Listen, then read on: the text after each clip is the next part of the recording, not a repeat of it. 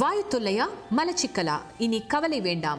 Sivarajan Raj lax capsules. தொடர்புக்கு 9600426500. Sir, உங்க brain is so active. We'll do bigger projects. உங்க health பெர்ஃபெக்ட்டா இருக்கு. உங்க பேஷனை ஃபாலோ பண்ணுங்க. இவங்க எல்லாருக்கும் என் ரிட்டையர்மெண்ட்டை பத்தி ஒவ்வொரு சஜஷன் இருக்கு. ஆனா என்னோட சாய்ஸ், என் வாழ்நாள் முழுவதும் சிஸ்டம் கோட்ஸ்னே இருந்துட்டேன். இப்போ கடலோட ஆழத்தை அனுபவிக்கணும்னு ஆசைப்படுறேன், ஒரு ஸ்கூபா டைவரா. சியர்ஸ். வாழா உங்கள் வாழ்வை வாழ. Cheers. Senior living by Casagrand. Life begins at 50. நேர்களே வணக்கம், இது சாணக்யா. இன்று நம்மோடு பாஜகவின் சிறுபான்மை பிரிவு தேசிய செயலாளர் திரு வேலூர் இப்ராஹிம் இணைந்திருக்கிறார். கேட்பது நிறைய இருக்கிறது, கேட்கலாம். வணக்கம் சார். வாழ்க வளமுடன். திருப்பரங்குன்றம் மீண்டும் ஒரு முறை ஃப்ளாஷ் பாயிண்டில் வந்திருக்கிறது. பார்க்குறோம், உங்களுக்கு வந்து ஒவ்வொரு நாளும் ஒரு நகர்வுன்ற மாதிரி வந்து கொண்டிருக்க, இப்போ சமீபத்தில் ஒரு விஷயம் வெடித்திருக்கிறது. இந்த திரு பூர்ணச்சந்திரன் அவர்கள் வந்து பரிதாபமாக தீக்குளித்து உயிர் தியாகம் செய்திருக்கிறார். அந்த இதில் வந்து பல விஷயங்கள் சொல்கிறாங்க. அது சர்வே கல்லுன்னு சொல்கிறாங்க, ஒரு சமணக்கல், அது வந்து சமணர்கள் தீபம் ஏற்றுவதற்காக வைத்திருந்தார்கள் அப்படின்னு சொல்கிறாங்க. ஸ்டேட்மெண்ட்ஸ் மாறிட்டே வருது. உங்களுடைய விஷயம், உங்களுடைய நிலைப்பாடு, நீங்கள் விஷயத்துக்காக ரொம்ப நாளாக போராட்டி இருக்கவர், இந்து முன்னணி கூடவே நீங்களும் வந்து பாஜகலேருந்து நீங்கள் ஒரு இஸ்லாமியராகவே போராடிட்டு இருக்கீங்க. உங்களோட பாயிண்ட். பாசிச திமுக ஆட்சியில் எப்படியாவது இந்த திருப்பரங்குன்றம் விவகாரத்தை வைத்து இந்துக்களுக்கும் இஸ்லாமியர்களுக்கும் மத்தியில் மத மோதலை ஏற்படுத்தணும், அதன் மூலமாக இஸ்லாமியர்களை அச்சுறுத்தணும். இதுதான் அவங்களுடைய நரேட்டிவ் செட்டிங். அதை பாரதிய ஜனதா கட்சியில் ஒரு சிறுபான்மை சமூகத்தின் அடையாளமாக மட்டுமல்ல, பெரும்பான்மை மக்கள் இன்றைக்கு நேசிக்கிற வேலூர் இப்ராஹிம் உடை தெரியும் பொழுது திமுகவால் அதை ஜீரணிக்க முடியல. அதனால் காவல்துறையை வைத்து தொடர்ந்து என்ன கைது செய்கிறாங்க. அடிப்படையில் 2-3 கேள்விகளுக்கு திமுகவிடத்தில் பதில் இல்லை. முதல் கேள்வி, தர்கா கமிட்டி இன்றைக்கு அது தீபத்தூனுடைய கல் கிடையாது, அது எங்களுக்கு சொந்தமான கல் அப்படின்னு முறையிடுறாங்க. ஆனால் திமுக என்ன சொல்லுகிறதுனா, அது சமணர்களுடைய கல், அந்த காலத்திலிருந்து இருக்குது அப்படின்னு ஒன்று சொல்கிறாங்க. இன்னொன்று எல்லைக்கல் அப்படின்னு இன்னொரு ஸ்டேட்மெண்ட் கொடுக்குறாங்க. இப்போ இதில் 2ல் எது உண்மை அப்படின்றத அவர்களாலே நிரூபிக்க முடியாதப்போ, மூணாவதாக இந்த தர்கா கமிட்டி வந்து கேட்கிறது என்றால் இது மத மோதலை உருவாக்குது. பொதுவாக நீங்கள் பார்த்தீங்கன்னா தர்கா கமிட்டி கேட்குது அப்படின்னு தனியாக சொல்லிட்டு போக முடியாது. தர்கா கமிட்டி யார்? அந்த தர்கா யாருடைய இடத்துல இருக்குது? வக்ஃப் இடத்துல இருக்கிறது. வக்ஃபை யார் நிர்வகிக்கிறார்? தமிழக அரசு. தமிழக அரசுக்கு முதல்வர் யார்? திமுக தலைவர். அப்போ நீங்கள் சுற்றி வளைச்சு பார்த்தீங்கன்னா இந்த தர்கா கமிட்டியை இயக்குவதே திமுக தலைவர் ஐயா ஸ்டாலின் சொன்னாதான் தர்கா கமிட்டி வந்து இந்த தீபத்தூண் எங்களது அப்படின்னு கேட்கிறது. இது இந்துக்களுக்கு கோபத்தை ஏற்படுத்தும், ரொம்ப நல்லா தெரியும். பாசிச அரசியல் அவர் ஐயா ஸ்டாலின் செய்கிறதுனால இப்படி ஒரு தூண்டுதல், நம்பர் 1. இரண்டாவது, இந்த தீபத்தூணில் தீபம் ஏற்றுவதை இஸ்லாமியர்கள் யாராவது எதிர்க்கிறார்களா அப்படின்னு பார்த்தா நானும் பார்க்குறேன். பாஜகவை எதிர்க்கிற, இந்து முன்னணியை கடுமையாக எதிர்க்கிற இஸ்லாமிய அடிப்படைவாத அமைப்புகள் என்று இங்கே தமிழகத்தில் சொல்லப்படக்கூடிய ஒரு அமைப்பு கூட தீபத்தூணில் தீபம் ஏற்றுவதை நாங்கள் விரும்பலை, நாங்கள் எதிர்க்கிறோம் ஒரு அறிக்கை கிடையாது, ஒரு எதிர்ப்பு கிடையாது. பாஜகவை எதிர்க்கிற இஸ்லாமிய அமைப்புகளே எதிர்க்கல. ஆனால் தர்கா கமிட்டி எதிர்க்கிறது. தர்காவை பொறுத்த வரைக்கும் உங்கள் எல்லாருக்குமே தெரியும், அங்கு ஜோதி ஏற்றப்படுவது என்பது தர்காவுடைய வழிபாட்டில் ஒரு வகை. அது ஏன்னா திருக்குரான் சொல்லுகிறது, அல்லாஹு 100 சமாவாத்தி வல்லர், வானங்களுக்கும் பூமிக்கும் ஜோதியாகத்தான் இறைவன் இருக்கிறான். அப்போ ஜோதி வடிவானவன் இறைவன் அப்படின்னு திருக்குரான் சொல்லுகிறது. நீங்கள் எல்லா தர்காக்களை பார்த்தீங்கன்னா விளக்கு ஏற்றுவாங்க, அந்த எண்ணெய் ஊற்றி திரி போட்டு விளக்கு ஏற்றி, அது ஒரு வழிபாட்டின் முறையாகவே இன்றைக்கும் வச்சுருக்காங்க. சிக்கந்தர் அவுலியா தர்காவிலையும் அது இருக்கிறது. அப்போ அங்கு ஜோதி ஏற்றக்கூடியவர்கள் இந்து மக்கள் ஜோதி ஏற்றுவதை தடுத்தா அது அறிவீனம் மட்டுமல்ல, தேவையற்ற முறையில் அராஜகத்தில் ஈடுபடுவதற்கு முயற்சி செய்கிறார்கள். மத நம்பிக்கையின் அடிப்படையிலும் அதை தடை சொல்ல முடியாது. அப்போ ஏன் இவர்கள் தடுக்கிறாங்க அப்படின்னா, இது தர்கா கமிட்டி அப்படின்னா தர்கா கமிட்டி எங்கேருந்து வந்துச்சு? அடிப்படையில் அது தவறு. சரி, இப்போ 3வது ஒரு விஷயத்துக்கு வருவோம். இப்போ இதையெல்லாம் நாம் பேசுகிறோம். இந்து மக்கள் இன்றைக்கு எழுச்சியோடு வந்து கொண்டு இருக்கிறார்கள். இப்போ தேவையற்ற பயத்தை என்ன ஏற்படுத்துகிறாங்கன்னா, அயோத்தி மாதிரி இங்கே கொண்டு வர பார்க்கிறார்கள் அப்படின்னு ஒரு பொய் பிரச்சாரம் சொல்கிறாங்க. அயோத்திக்கும் இங்கேக்கும் பெரிய வித்தியாசம் இருக்குது.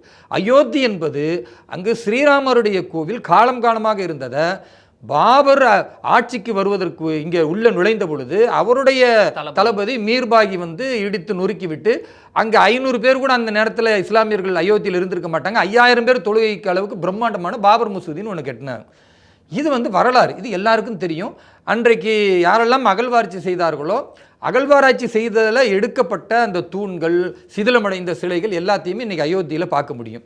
அதனால் இன்றைக்கு உச்சநீதிமன்றத்தினுடைய தீர்ப்பு ஸ்ரீராமர் கோவில் அங்கே கட்டுவதற்கும், அதே போன்று பக்கத்திலேயே 5 ஏக்கர் பரப்பளவில் மசூதி கட்டுவதற்கும் அதே அயோத்தி மாவட்டத்தில் ஒதுக்கி கொடுத்துருக்குறாங்க. இது அங்கே இங்கே என்ன திருப்பரங்குன்றத்தில் 2000 ஆண்டுகளாக முருகனுடைய வழிபாடு நடந்து கொண்டிருக்கிறது. அந்த மலை முழுக்க முருகனுடையது. அந்த மலையை சுற்றித்தான் கிரிவலம் வருகிறார்கள். அப்போ மேலே இருக்கிற 300 வருஷத்துக்கு முன்னால் இந்த சிக்கந்தர் அவுலியாவுடைய தர்கா எப்படி வந்துச்சு? சிக்கந்தர் என்று சொல்லக்கூடிய ஒருவர் இறந்து போகிறார். இஸ்லாமியர்கள் மதிக்கக்கூடிய ஒரு மனிதராக இருக்கிறாரு. அந்த இஸ்லாமிய மக்கள் அன்றைக்கு இருந்த இந்துக்கள்கிட்ட கோரிக்கை வைக்கிறாங்க, எங்களுக்காக ஒரு இடத்த கொடுங்கன்னு. சரி, இந்த இடத்தை எடுத்துக்க நாங்கள் ஒரு ஒதுக்கி இடம் தராங்க. அது 50 சென்ட்டுக்குள்ளே இருக்கிறது. அதில் அவர்கள் வழிபாடு செய்கிறார்கள். இந்துக்கள் கொடுத்த இடம். இன்றைக்கு இந்துக்களுக்கே அது பிரச்சனையாக வருதுன்னா அது எவ்வளோ பெரிய துரதிருஷ்டவசமானதுன்னு நம்ம யோசித்து பார்க்கணும். கொடுமை என்னென்னா, அந்த இடத்துல வழிபாடு செய்யும் பொழுது 50 மீட்டர் தூரத்தில் இருக்கிற தீபத்தூணில் தீபம் ஏற்றுவதில் யாருக்கு பிரச்சனை வருது? ஒரே ஒரு நாள், ஒரே 1 மணி நேரம் கார்த்திகை மாதத்தில் தீபத்தூண் ஏற்றுவதில் நீங்கள் பிரச்சனைன்னு சொன்னால், இந்துக்கள் ஒவ்வொரு நாளும் பாங்கு சொல்லக்கூடியதை இந்துக்கள் பெரும்பான்மையாக இருக்கிற இடத்துல கேட்டுக்கொண்டே இருக்கிறார்கள். 5 வேளை பாங்கு சொல்லக்கூடிய சத்தம் அவங்களுக்கு அது ஒரு பெரிய இடையூறாகவே தெரியலையே. அதே மாதிரி நீங்கள் ரம்ஜான் மாதத்தில் பார்த்தீங்கன்னா இரவு நேரத்தில் தொழுகை மைக்கு வச்சு தான் எல்லா இடங்கள்லையுமே நடக்குது. அதை இந்துக்கள் பெருசாக ஒரு கஷ்டத்திற்குரியதாகவோ அல்லது அவர்கள் வெறுக்கக்கூடியதாகவோ பார்க்கவே இல்லையே. அல்லாஹ் கோயிலில் வந்து ஏதோ பாங்கு சொல்கிறாங்க அப்படின்றாங்க. இன்னும் நீங்கள் பார்த்தீங்கன்னா பல இந்துக்கள் மசூதியில் தொழுகை முடிச்சுட்டு வரக்கூடிய நேரத்தில் தங்களுடைய குழந்தையை கூட்டிகிட்டு போய் ஓதி ஊதுங்கன்னு சொல்லி அந்த வழிமுறையெல்லாம் இன்றைக்குமே இருக்குது. அப்போ இந்துக்கள் நல்லிணக்கமாக இருக்கும் பொழுது தர்கா கமிட்டின்னு சொல்லி தேவையற்ற முறையில் கலவரத்தை தூண்ட முயற்சி செய்தால் இது ஆபத்தானது. நாங்கள் ரொம்ப தெளிவாக இருக்கிறோம். திருப்பரங்குன்றத்தில் அந்த புனிதமிக்க மலையில் தீபத்தூணில் தீபம் ஏற்றுவதை இஸ்லாமியர்களும் கிறிஸ்துவர்களும் முன்னின்று நாங்கள் அனுமதிக்கிறது மட்டுமல்லாமல் வரவேற்கிறோம்.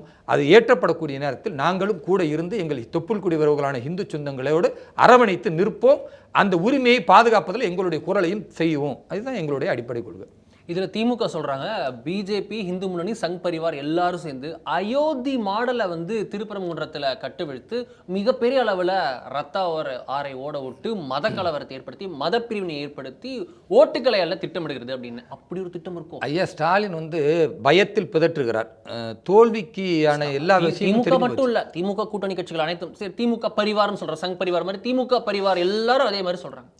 நான் என்ன கேட்குறேங்க, அயோத்தி மாதிரின்னு சொல்கிறாங்களே, அயோத்தியில் உச்சநீதிமன்றம் தீர்ப்பு கொடுக்கப்பட்ட பிறகு, ஸ்ரீராமருடைய கோவில் கட்டப்பட்ட பிறகு, அங்கு தர்மக்குடி ஏற்றப்பட்ட பிறகு இதுவரை ஏதாவது ஒரு கலவரம் வந்திருக்கா? இல்லை.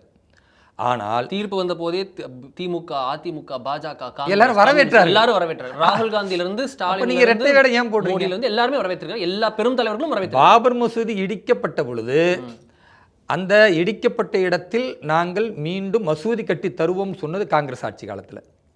அப்போது உச்சநீதிமன்றம் தீர்ப்பு சொன்னால் அதை ஏற்க முடியாதுன்னு நீங்கள் பேசியிருக்கணும். காங்கிரஸ் ஏற்க முடியாதுன்னு திமுக சொல்லிடணும். அதை மனதார வரவேற்கணும்னு சொல்லிட்டு இன்றைக்கு அயோத்தி மாதிரி நீங்கள் உதாரணம் காட்டுறது அடிப்படையில் தவறானது.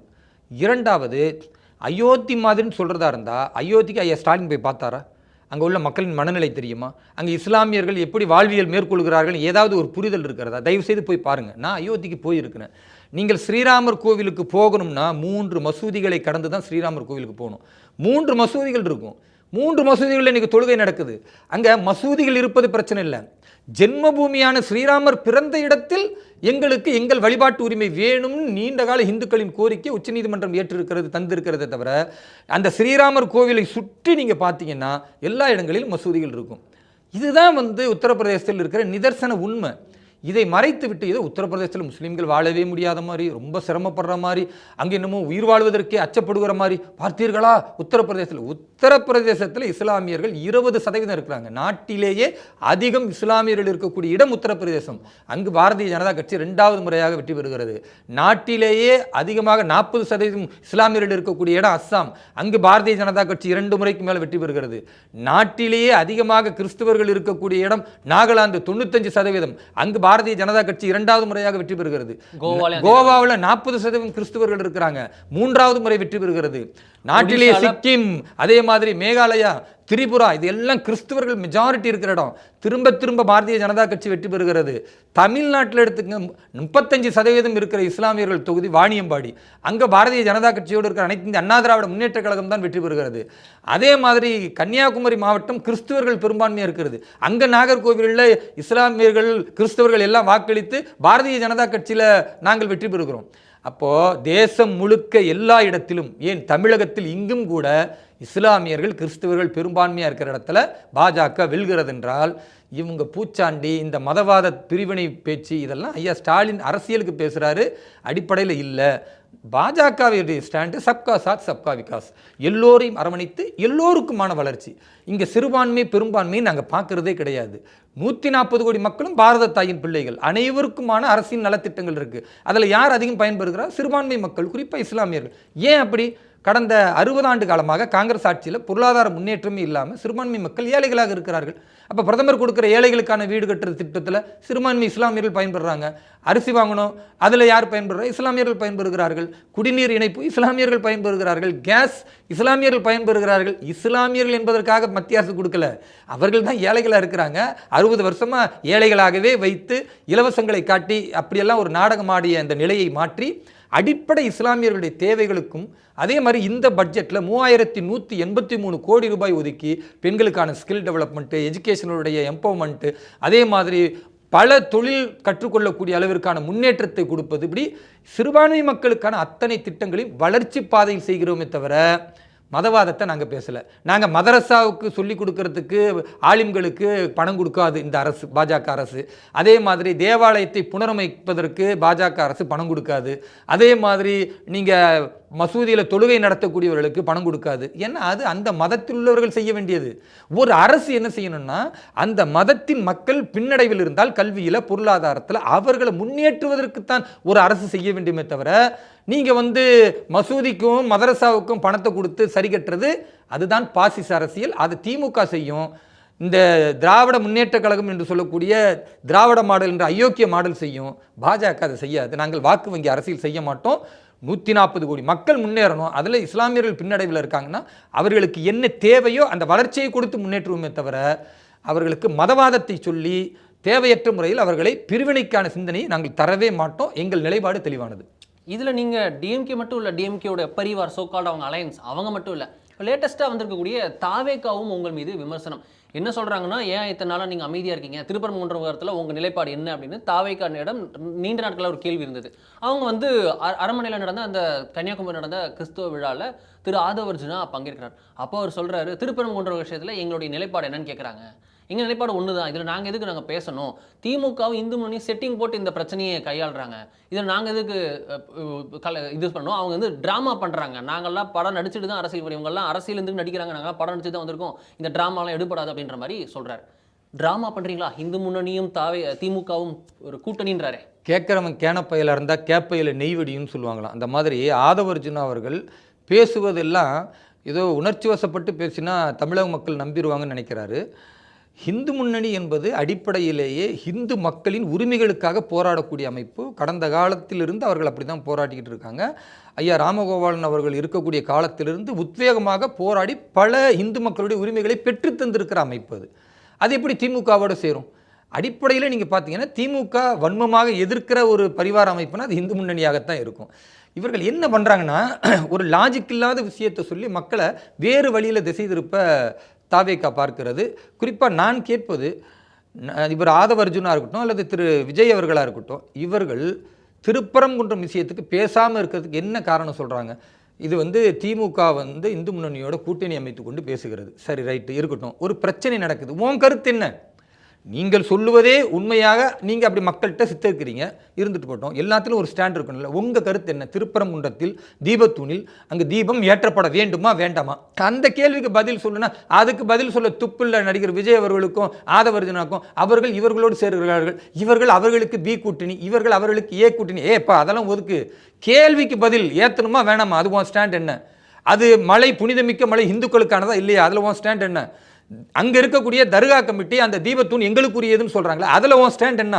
கேள்விக்கு பதில் சொல்ல துப்பு இல்லாமல் இன்னொரு கேள்வி கேட்குறது. இது என்னென்னா, பதில் இல்லாதவன் என்ன செய்வான்? இன்னொரு கேள்வி கேட்பான். நம்ம ஒரு கேள்வி கேட்டால் இன்னொரு கேள்வி கேட்பான் பாருங்க அப்படின்னு. அது மாதிரி கவுண்டமணி செந்தில் மாதிரி தான் இன்றைக்கு தாவேக்காவுடைய நிலைமை இருக்கிறது. கேள்விக்கு பதில் சொல்ல அவர்களுக்கு துப்பும் இல்லை, திராணியும் இல்லை, அதை பற்றிய புரிதலும் இல்லை. அதனால தான் அவர்கள் இப்படி பேசுகிறார்கள். எங்களுக்கு சிறுபான்மை ஓட்டும் வேணும், பெரும்பான்மை இந்துக்கள் ஓட்டும் வேணும், அதனால் ஒரு நடிப்பு நடிக்கணும்னு நினைக்கிறாங்க. ரெண்டுமே இல்லாமல் தொலைச்சிட்டு உட்கார போகிறாங்க. நாமை பொறுத்த வரைக்கும் நாங்கள் தெளிவாக இருக்கிறோம். எங்கள் விஷயத்தில் தர்மம் இருக்கிறதா, நாங்கள் எடுக்கிற முடிவில் நியாயம் இருக்கிறதா, நாங்கள் எடுக்கும் முடிவு சட்டத்தின்படி இருக்கிறதா, அதனால தான் நாங்கள் போராடிக்கிட்டு இருக்கோமே தவிர இதெல்லாம் இல்லை அப்படின்னா வெகுஜன இந்து மக்களை வைத்து வேறு மாதிரியான ஒரு கலைச்சூழலை அமைக்க தெரியாதா? அப்படி தேவையில்லை. அது பாஜகவுடைய நோக்கம் இல்லை. நாங்கள் ஒவ்வொரு விஷயத்தையும் அரசியலமைப்பும் நீதிமன்றம் சொல்லக்கூடிய விதத்தில் தான் நடைமுறைப்படுத்துகிறோம். நாங்கள் காங்கிரஸ் மாதிரியோ திமுக மாதிரியோ அதிகார பலத்தில் அராஜகத்தில் ஈடுபடக்கூடியவர்கள் அல்ல. நிச்சயமாக திருப்பரங்குன்றம் விஷயத்தில் தாவேக்காவுடைய நிலைப்பாடு கடைசி வரைக்கும் சொல்ல மாட்டாங்க. மக்களை ஏமாற்றுவதற்கு மீண்டும் மீண்டும் திமுகவை எங்களோடு சேர்ந்து பேசுவதை வழக்கமாக வச்சிருக்கிறாங்க. சித்தாந்தத்தின் அடிப்படையில் திமுகவும் நாங்களும் நேர் எதிரிகளாக இருக்கிறோன்றது தமிழக மக்கள் எல்லாருக்கும் தெரியும். நாங்கள் ஆன்மீகத்தை நம்புகிற அறவழியில் போராடுகிற கட்டமாக இன்றைக்கு பாஜக முயன்று கொண்டிருக்கிறது. கடவுள் மறுப்பு காட்டுமிராண்டி கும்பலாக ஐயா ஸ்டாலினுடைய தலைமையில் இருக்கக்கூடிய கூட்டணி இருக்கிறது. இது ரெண்டுமே சித்தாந்த போர். ஆனால் இன்னைக்கு இருக்கிற தாவேக்கா நடிகர் விஜய் என்ன சொல்றாரு? சித்தாந்த ரீதியாக நாங்கள் பிஜேபி எதிர்க்கிறோம்னு சொல்றாரு. ரைட்டு. அரசியல் ரீதியாக நீங்கள் எதிர்க்கிறீங்க. அரசியல் ரீதியாக எதிர்க்கிறதா இருந்தால் உங்களுக்கும் திமுகவுக்கும் அரசியலில் வேறுபட்ட கருத்து இருக்கிறதா? கிடையாது. அவங்களும் ஈவேராவை ஆதரிப்பாங்க, நீங்களும் ஈவேராவை ஆதரிப்பீங்க. அவர்களும் அண்ணாவை பின்பற்றுவார், நீங்களும் அண்ணாவை பின்பற்றுவீர்கள். அதிமுக என்கிற ஒரு கட்சியே இருக்கிறது. புரட்சித் தலைவர் எம்ஜிஆர் அவர்களை முன்னிலைப்படுத்தி அவர் வாங்கி தந்த ரெட்டலை சின்னத்தில் இன்றைக்கும் மக்கள் வெற்றி பெற்றுக் கொண்டிருக்கும்போது அதுக்கும் சொந்தம் கொண்டாடுற அளவுக்கு திரு எம்ஜிஆர் அவருடைய அந்த புகைப்படத்தையும் நீங்கள் வைத்துக் கொண்டிருக்கிறீர்கள். அப்போ எல்லாத்திலிருந்து எடுக்கிற அரசியல் புரிதல் இல்லாத தலைவராக நடிகர் விஜய் இருக்கிறார். நாங்கள் புரிதலோடு சித்தாந்த பலத்தோடு இருப்பதனால் தான் தேசத்தில் 21 மாநிலங்களை ஆளக்கூடிய தேசிய ஜனநாயக கூட்டணி என்ற பலம் மிக்கவர்களாக இருக்கிறோம். 22வது மேற்கு வங்கம், 23வது தமிழகத்தையும் வென்று காட்டுவோம்.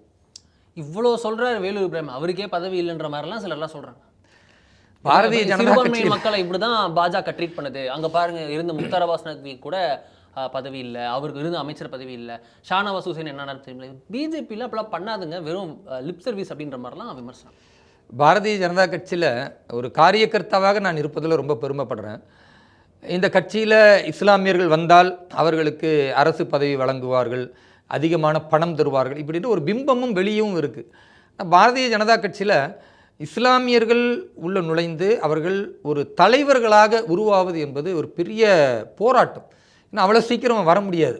இன்றைக்கி நான் ஒரு 7 ஆண்டு காலம் கடுமையான போராட்டம், கத்தி குத்து, அடிதடி, வெட்டு காயங்கள், 2 முறை ஐசியூக்கு போய் உயிர் பிழைத்து வந்து மீண்டும் மீண்டும் போராடி நிற்கும் பொழுது தான் ஒரு அடையாளமாக இன்றைக்கு பாரதிய ஜனதா கட்சியில் தெரிகிறேன். அதற்கு காரணம், நான் வெறும் பதவிகளுக்காக அல்லது பணத்திற்காக வந்திருந்தால் எப்பயோ விலை போயிருப்பேன். நான் இந்த சித்தாந்தத்தை புரிந்து கொண்டு என் தேசத்தில் ஒரு இஸ்லாமியர்கள் நாட்டுப்பற்றோடு எப்படி இருக்க வேண்டும் என்பதற்கு முன்மாதிரியாக தமிழகத்திலிருந்து ஒரு சிறுபான்மை சமூகத்தின் தலைவனாக இந்துக்களும் போற்றக்கூடிய ஒரு தலைவனாக வரணும் என்பது என்னுடைய நோக்கம். அது பாரதிய ஜனதா கட்சியிலிருந்து கடுமையாக உழைக்கிறேன். இன்றைக்கி அந்த இடத்துக்கு நான் வந்திருக்கிறேன். அப்போது ஒரு தலைவனாக உருவாகும் பொழுது 2 விஷயத்தை நான் போராட வேண்டியிருக்கு. ஒன்று, தன் சொந்த சமூகமான இஸ்லாமிய சமூகம் என்ன நினைக்கிறது? பாஜகவில் இவர் சேர்ந்துட்டார், நம்ம இஸ்லாமிய கொள்கைக்கு எதிராக போயிடுவார், நபிகள் நாயகத்தை இவர் திட்டுவார், திருக்குரானுக்கு எதிராக பேசுவார், அப்படிலாம் போய் பிரச்சாரம் பண்ணாங்க. அப்படி எதுவுமே கிடையாது. நபிகள் நாயகத்தை பாஜக மேடையில் புகழ்ந்து பேசுகிறேன். திருக்குரானை ஒவ்வொரு பாஜகவுடைய மேடைகள்லையுமே நான் உதாரணம் எடுத்து கூறுகிறேன். அதே போன்று நீங்கள் பார்த்தீங்கன்னா அப்போ அந்த சவால் ஒரு பக்கம் இருக்கிறது. இன்னொரு பக்கம் பாரதிய ஜனதா கட்சியிலும் அவ்வளோ சீக்கிரம் ஒரு இஸ்லாமியரை நம்ப மாட்டாங்க. அவங்க என்ன பார்ப்பாங்கன்னா, இஸ்லாமியர்னு வராருன்னா இவர் நல்ல நோக்கத்துக்காக வராரா, எதிர்பார்ப்பு நோக்கத்தோடு வராரா, அல்லது இங்கே இருக்கிற ஏதாவது முக்கியமான தகவல் வெளியில் கொண்டு போய் சொல்கிறதுக்கு வராரா, அல்லது பாஜகவிற்கு வருவது ஒரு ஆதாயத்திற்காக வராரா, இப்படி நிறைய சந்தேக கண்கள் பாஜக தலைவரிடத்திலும் இருக்கிறது. அப்போ அந்த சந்தேகத்தை போக்கி இவர் ஒரு சாதனையாளர், இவர் அந்த சமூகத்திற்கான குரலாக பாரதிய ஜனதா கட்சிக்காக உண்மையாகவே உழைக்கிறார் அப்படின்ற நம்பிக்கையை பெற வேண்டும் என்பது பாஜகவில் நான் உழைப்பது மூலமாக ஒரு சவால் இருக்கிறது.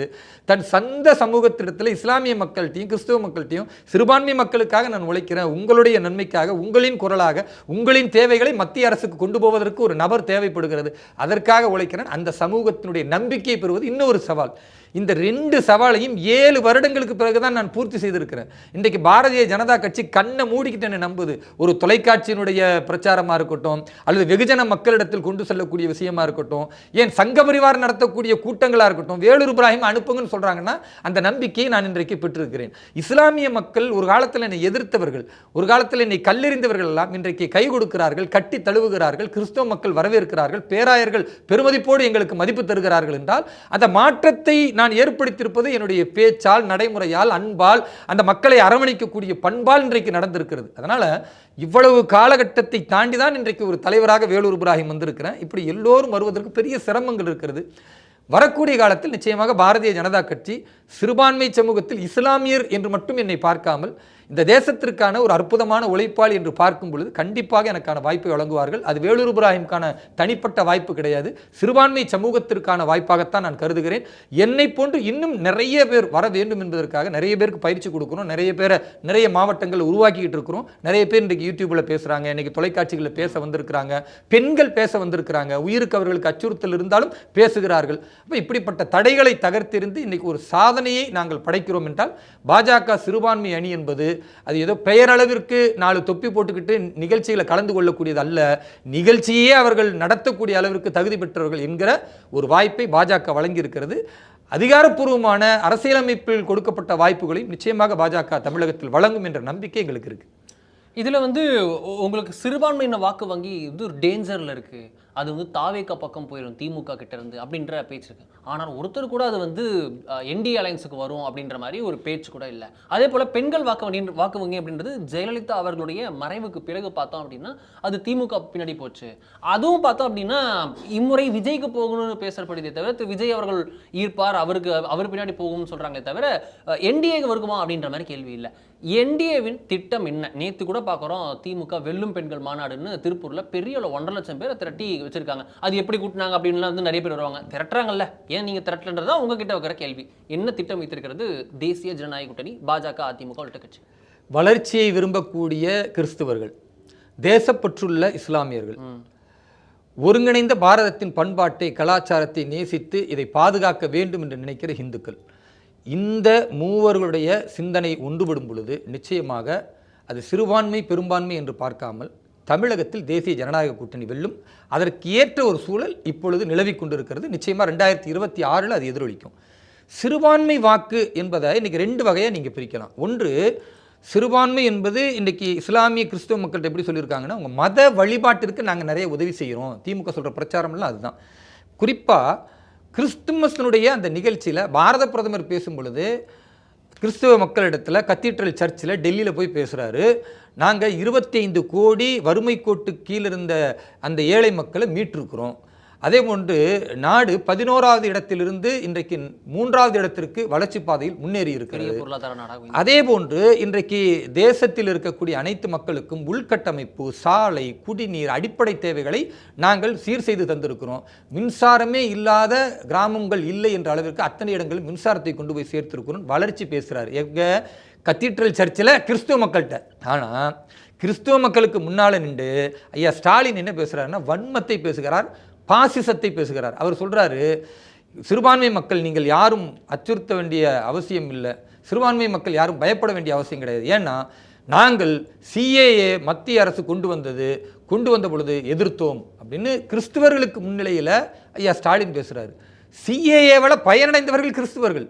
பாகிஸ்தானில், பங்களாதேஷில், ஆப்கானிஸ்தானில் இருந்து வழிபாடு செய்ய முடியாமல் அகதிகளாக 30 வருஷம் 40 வருஷம் இங்கே கிறிஸ்துவர்கள் அகதிகளாக இருந்த கோவாவில் இருந்தவர்கள், மும்பையில் இருந்தவர்கள், இப்படி ஏராளமான கிறிஸ்துவர்களுக்கு இன்றைக்கு சிஏஏ மூலமாக குடியுரிமை வழங்கப்பட்டிருக்கிறது. குடியுரிமை கிறிஸ்தவர்களுக்கு கொடுத்ததை நாங்கள் மறுத்தோம், எதிர்த்தோன்னு கிறிஸ்தவர்கள் முன்னிலையிலே பேசுறது எவ்வளோ பெரிய கோமாளித்தனம். அதை ஐயா ஸ்டாலின் அவர்கள் செய்கிறார் என்றால் இதுதான் வன்மமான அரசியல், இதுதான் பாசிச அரசியல். இஸ்லாமிய பெண்களை எல்லாம் முன்னிறுத்தி வைத்துக்கொண்டு முத்தலாக் தடை சட்டத்தை மத்திய அரசு கொண்டு வந்த பொழுது நாங்கள் எதிர்த்தோம்ன்றாரு. முத்தலாக் தடை சட்டத்தை கொண்டு வந்த பிறகுதான் 10 கோடி இஸ்லாமிய பெண்கள் இன்றைக்கு பாதுகாப்பாக இருக்கிறார்கள். ஒவ்வொரு பெண்ணை பெற்ற தகப்பனும் தன் பெற்றெடுத்த பெண்ணை கஷ்டப்பட்டு வளர்த்து கல்யாணம் முடிச்சு கொடுத்தா 1 வருஷத்துலேயே அவன் தலாக்னு சொல்லி முத்தலாக் இன்ஸ்டன்ட் தலாக்கு கொடுத்த பிறகு கையில் குழந்தையோடு நீதிமன்றத்திற்கும் காவல் நிலையத்துக்கும் அந்த பெண்கள் திரிந்து எந்த நீதியும் கிடைக்காத பொழுது காங்கிரஸ் ஆட்சி காலத்தில் உச்ச நீதிமன்றம் பல முறை இதற்கு தீர்வு காணுங்கள் என்று சொன்ன பொழுது வாக்கு வங்கிக்காக மௌனம் காத்தது. பாரத பிரதமர் திரு நரேந்திர மோடி அவர்கள் நீதிமன்றம் சொன்னதை ஏற்று முத்தலாக் தடை சட்டத்தை கொண்டு வந்து 10 கோடி இஸ்லாமிய பெண்களின் தந்தையாக இன்றைக்கு காத்து கொண்டிருக்கிறார்.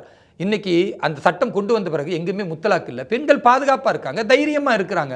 பெண்களுடைய உரிமையை பாதுகாத்தவர் திரு நரேந்திர மோடி. அந்த உரிமையை பறிப்போம் என்று இஸ்லாமிய பெண்களுக்கு முன்னிலேயே நின்று கொண்டு ஐயா ஸ்டாலின் பேசுகிறாரு. நாங்கள் அதை எதிர்த்தோன்னா இது எந்த விதத்துலங்க நியாயம்?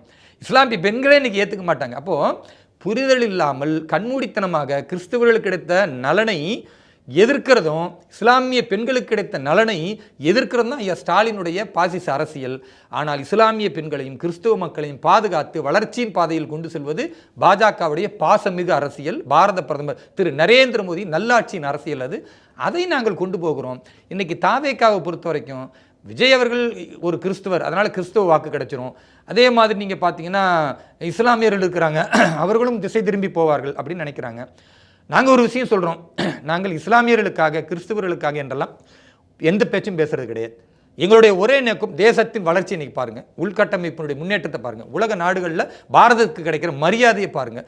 இந்த நாடு வளர்ச்சி மிகுந்த பாரதமாக உருவாகணுமா வேண்டாமா? இன்றைக்கி ஊழல்ல இருந்து பெண்கள் இன்னைக்கு 5 நாளாக இடைநிலை ஆசிரியர்கள் கைது செய்யப்பட்டுக்கிட்டு இருக்காங்க. இல்லை என்ன பெண்களுக்கு இன்னைக்கு மரியாதை இருக்குது? பெண்களுக்கு நீங்கள் வெல்லும் மாநாடு, பெண்களுக்கு வெல்லும் நாடா? பெண்களை கொல்றீங்க நீங்கள்.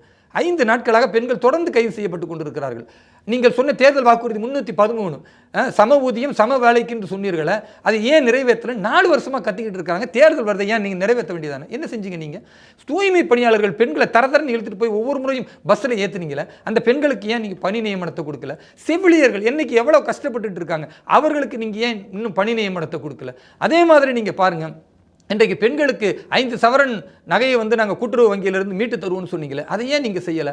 அம்மா தாலிக்கு தங்கம்னு கொண்டு வந்தாங்களே, அதை ஏன் நீங்கள் பறிச்சிங்க? பெண்களுக்கு அத்தனை மோசடியும் செஞ்சுட்டு அனைத்து பெண்களுக்கும் 1000 ரூபா கொடுக்குறோன்னு சொல்லி பாதி பெண்களுக்கு கொடுக்காம தகுதி வாய்ந்த பெண்கள் சொன்னீங்க. இப்போ எப்படி 17 லட்சம் பெண்கள் எலெக்ஷன் வரும்போது தகுதி பெற்றுட்டாங்க? அதுக்கு ஏதாவது காரணம் இருக்கா உங்கள்கிட்ட? அந்த அயோக்கியத்தனத்தை பண்ணுறீங்க. அதையெல்லாம் தாண்டி இன்றைக்கு நீங்கள் இலவச பஸ்ன்றதை பெருமையாக சாதனையாக பேசுகிறீங்க. ஒவ்வொரு பெண்களும் அசிங்கப்படுறாங்க. ஓசி பஸ்ஸில் போகிற அமைச்சர்லேருந்து நடத்துனர் வரைக்கும் கேவலப்படுத்துகிறாங்க. குறிப்பிட்ட இடத்துல நிப்பாட்டது கிடையாது, குறிப்பிட்ட இடத்துல அந்த பேருந்துகளில் அவர்களுக்கு மதிப்பு தருவதில்லை. இத்தனையும் பெண்கள் அவமானப்பட்டு கொண்டிருக்கும் பொழுது இது பெண்களை வாழ வைக்கக்கூடிய அரசு இல்லை, பெண்களை நோகடிக்கக்கூடிய அரசு. கள்ளச்சாராயத்தின் மூலம் 63 பெண்களின் தாலியை அறுத்த அரசு. 50,000 கோடி சாராய விற்பனையின் மூலம் பல பெண்களை நாசப்படுத்தி ஆண்களுடைய ஆண்மையை இழக்க வைத்து தமிழகத்தையே நாளைக்கு ஆண்மை இல்லாத ஒரு மாநிலமாக உருவாக்கி விடுவார்களோ என்ற அச்சம் எங்களுக்கு இருக்குது. அதனால் ஆண்கள், பெண்கள், குழந்தைகள், கல்லூரி மாணவர்கள் என்று எல்லோருக்கும் எதிரான ஒரு தீய திராவிட மாடல் அரசை முடிவு கட்ட வேண்டும் என்றால் பலமிக்க தேசிய ஜனநாயக கூட்டணியால் மட்டும் முடியுமே தவிர விஜயாலேயோ அல்லது மற்ற நடிகர்களோ அல்லது மற்ற தமிழ் தேசியம் பேசுபவர்களாலும் நிச்சயம் முடியாது. ஒரு பலமிக்க கூட்டணியாக இன்றைக்கு தேசிய ஜனநாயக கூட்டணி இருக்குது. வெல்லும் தமிழகம் என்றால் அதற்கு பாரதிய ஜனதா கட்சி மிகப்பெரிய முன்னெடுப்பை எடுத்துக்கொண்டிருக்கிறது. நாங்கள் தேசிய ஜனநாயக கூட்டணியில் வென்று காட்டுவோம். எடப்பாடியார் அவர்கள் 2026 தமிழகத்தின் முதலமைச்சராக இருக்கும் பொழுது திமுக வேரோடும் வேரடி மண்ணோடும் வீழ்த்தப்படும். இதுதான் எங்களுடைய சங்கல்பம். அதை நோக்கி பயணிக்கிறோம். ரொம்ப நன்றி சேத்தன். நம்ம ரொம்ப டீட்டெயிலாக பேசி மிக்க நன்றி. நன்றி, வாழ்த்துக்கள்.